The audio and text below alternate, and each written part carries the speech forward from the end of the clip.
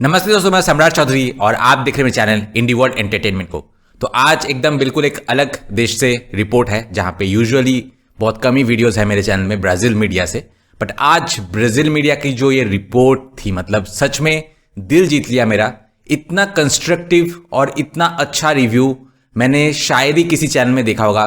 तो रिसेंटली जैसे कि आपको पता है कि इंडिया ने जापान को ओवरटेक कर लिया है to be the 4th largest economy in the world.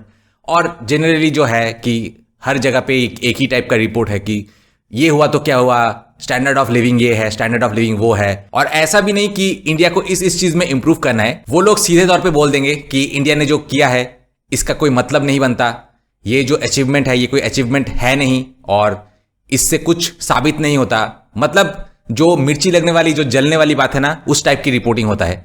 But यहां पे फॉर द फर्स्ट टाइम मैं देख रहा हूं एक फॉरेन मीडिया है जहां पे ये सब कुछ तो बोला ही नहीं, उल्टा बोल रहे हैं कि किस किस हर्डल्स के बावजूद इंडिया ने अचीव किया, कौन कौन से डिफिकल्टीज थे जो कि इंडिया ने बहुत अच्छे से ओवरकम किया, और ये जगह पे पहुंचने में कितनी ज्यादा हार्डवर्क लगती है, कितना ज्यादा हार्डवर्क इंडिया को करना पड़ा है, उसको दर्शा रहे हैं। और मीडिया रिपोर्ट तो ऐसा था ही, साथ में कमेंट सेक्शन में भी जो है कंस्ट्रक्टिव क्रिटिसिज्म किसे बोलते हैं, बहुत कोई लोग बोलते हैं कि हमें कंस्ट्रक्टिव क्रिटिसिज्म लेना चाहिए। बट ये जो फॉरेन मीडियाज लोग करते हैं, खास करके जो यूके अमेरिकन वाले, वो सीधी तौर पे उनकी मतलब मिर्ची लगना कहते हैं और उससे कंस्ट्रक्टिव क्रिटिसिज्म नहीं बोलते हैं। वो लोग सीधे तौर पे इंडिया को ह्यूमिलेट करते हैं, इंडिया को अंडर एस्टिमेट करते हैं, और वो उनकी हमेशा से ही हिस्ट्री रही है। किसने सोचा था कि आज इंडिया इस पोजीशन पे पहुंचेगा? तब तो वो लोग बोलते थे कि इंडिया कुछ मतलब 10th इकोनॉमी के अंदर भी आ नहीं पाएगा। बट आज जब आ गए तब दूसरे फैक्टर्स जो है, मतलब बोलते हैं ना कि नाच ना जाने आंगन टेढ़ा, तो ये सब गिनाते हैं।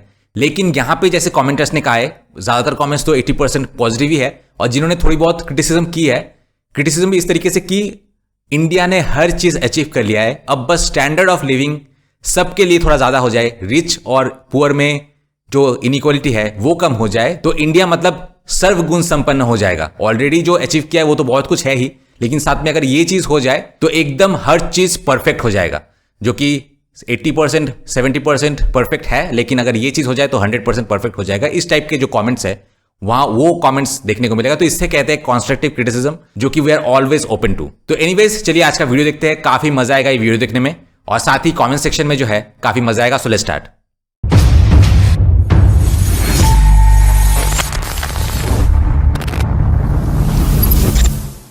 दोस्तों, मैं मेरे बिजनेस पार्टनर्स के लिए बहुत सारे चैनल्स क्रिएट करके उनको इनकम सोर्स जनरेट करके दे रहा हूं। खास करके एनआरआईज के लिए तो ये बहुत ही हेल्पफुल है। आपको इंडिया में पैसे भेजने के लिए बहुत सारे कमीशंस एंड चार्जेस देने पड़ते हैं, लेकिन अगर आपका इंडिया में एक यूट्यूब चैनल हो तो you can generate income for your family and you can save on those tax and additional charges. अगर आपको भी मेरे साथ पार्टनरशिप में चैनल स्टार्ट करना है तो मुझे कॉन्टैक्ट कीजिए इस नंबर पे। E a história é a seguinte, vocês veem a tarde mudar abaixo de mim, a Índia se tornou a quarta maior economia do mundo. Bharat अब दुनिया की चौथी सबसे बड़ी अर्थव्यवस्था बन गया है। मैं दोहराता हूं, भारत ने जापान को पीछे छोड़ते हुए चौथा स्थान हासिल किया है। यह एक बड़ी उपलब्धि है, खासकर एक डेवलपिंग कंट्री के लिए जो अब दुनिया का सबसे जनसंख्या वाला देश भी है। और भी खास बात यह है कि भारत ने उस जापान को पीछे छोड़ा है जिसे पिछली सदी के अंत में उसकी प्रोडक्शन और टेक्नोलॉजी के लिए पूरी दुनिया में सराहा गया था। यह कई मायनों में एक ऐतिहासिक उपलब्धि है। सबसे पहले हम इस बदलाव के पीछे की मुख्य जानकारियों को समझेंगे और फिर देखेंगे कि यह कैसे भविष्य के लिए एक ड्राइविंग फोर्स बन सकती है। इसके चलते एशिया में कई कारणों से जियोपॉलिटिकल शिफ्ट्स आ सकते हैं। चलिए इस हेडलाइन से शुरुआत करते हैं। यह टाइम्स ऑफ इंडिया से ली गई है, जो भारत का एक प्रमुख अंग्रेजी अखबार है। भारत में कई भाषाएं बोली जाती हैं, फिर भी अंग्रेजी एक मुख्य भाषा के रूप में इस्तेमाल होती है।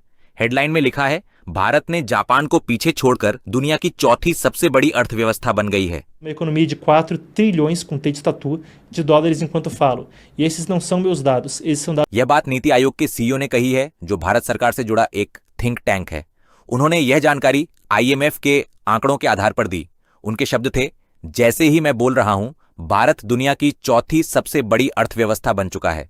जैसे ही मैं बोल रहा हूं, भारत अब $4 ट्रिलियन की अर्थव्यवस्था बन चुका है। और यह मेरा दावा नहीं है, बल्कि आईएमएफ के आंकड़ों पर आधारित है। अब भारत ने जापान को भी पीछे छोड़ दिया है।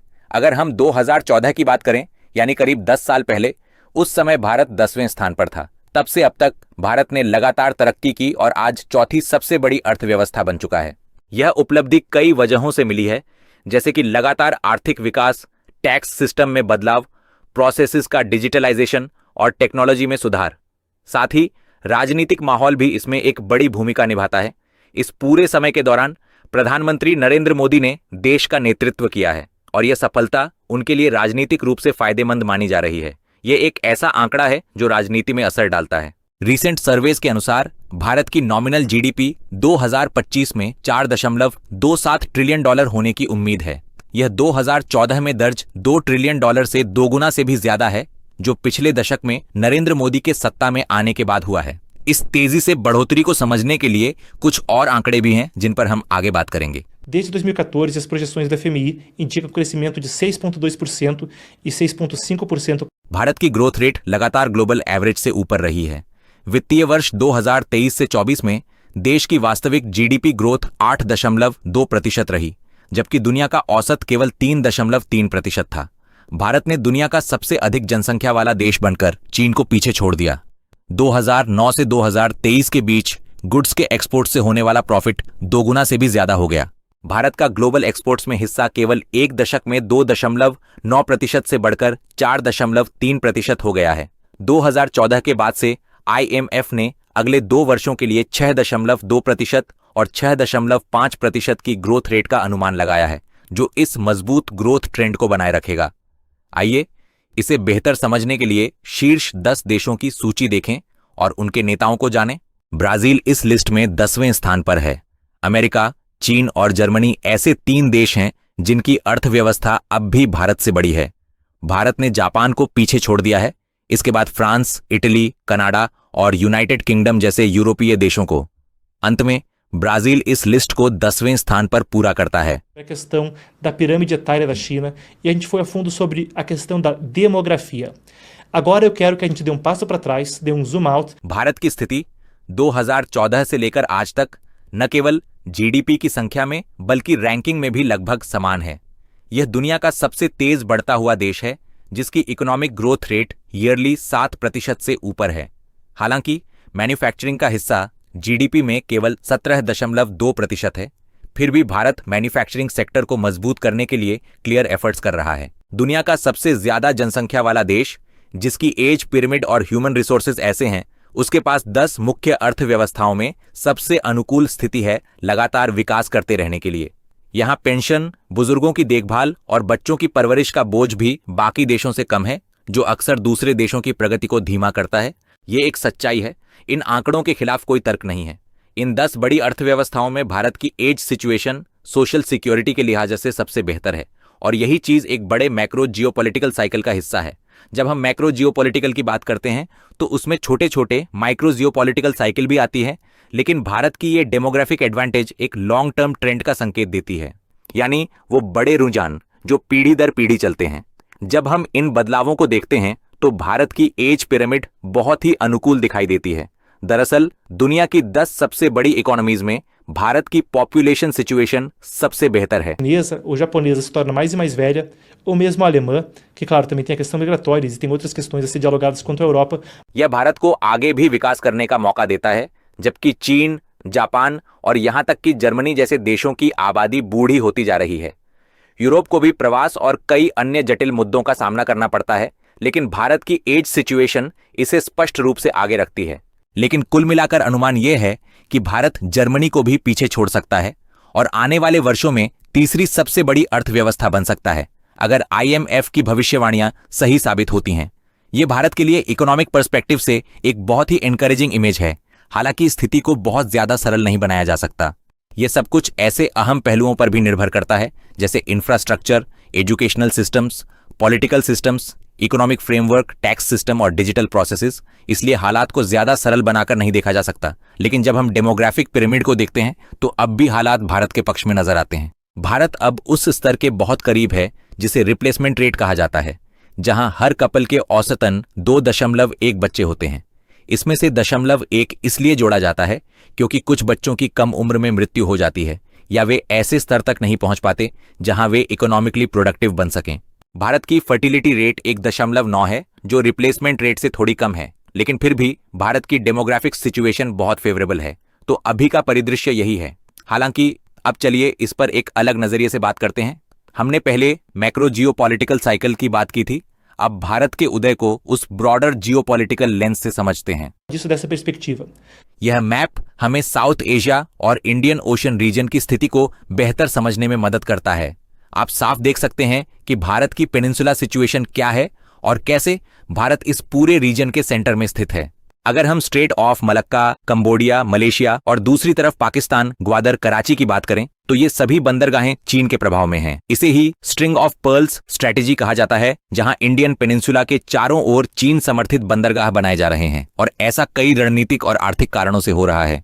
इंडिया ब्रॉड स्ट्रेटेजिक न्यूट्रलिटी बनाए रखने की कोशिश करते हुए क्वाड ग्रुप का हिस्सा है, जिसमें जापान, ऑस्ट्रेलिया और यूनाइटेड स्टेट्स ऑफ अमेरिका शामिल हैं। पिछली ट्रंप सरकार के दौरान यह कहा गया था कि यह ग्रुप किसी तरह की नेटो जैसी स्ट्रक्चर बना सकता है। बेशक दोनों संगठन काफी अलग हैं, लेकिन फिर भी भारत और चीन के स्ट्रेटेजिक सिनारियो को लेकर खास दिलचस्पी है। याद दिला दें कि भारत और चीन ने पिछली सदी में जंग लड़ा था और आज भी सीमा विवाद जारी है।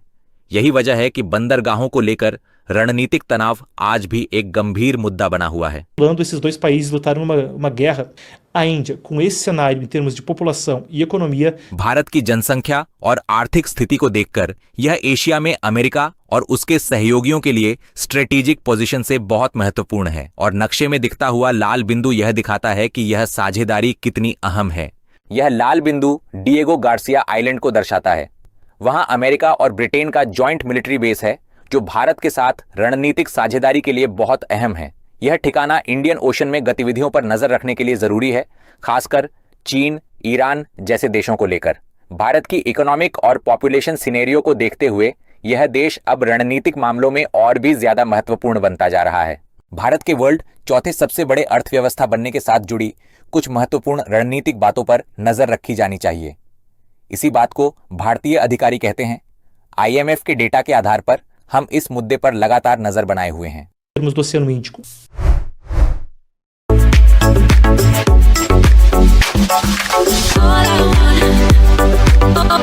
कमेंट्स में मार्गोन मार्सियो ने लिखा है कि भारतीय लोग बहुत मेहनत करते हैं और अपने सामने आने वाली बड़ी बड़ी समस्याओं को पार करते हैं।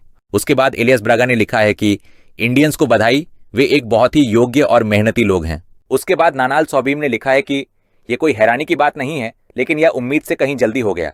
उसके बाद एंटोनियो डियाज दा सिल्वा ने लिखा है कि जल्द ही भारत दुनिया की तीसरी सबसे बड़ी अर्थव्यवस्था बन जाएगा। उसके बाद जाविलियम पोर्टो ने लिखा है यह बहुत जल्दी तीसरे स्थान पर पहुंच जाएगा, खासकर क्योंकि यूक्रेन वॉर के बाद से जर्मनी तेजी से नीचे जा रहा है। उसके बाद फ्रांसिस्को योर्गे सोसा अंद्राडे ने लिखा है कि और इस बात को भी उजागर करना चाहिए कि भारत की यह बहुत बड़ी मेहनत है, क्योंकि उनकी आबादी जापान से 14 गुना ज्यादा है और इस वजह से इस विकास को आम जनता तक पहुंचाना और मुश्किल होता है।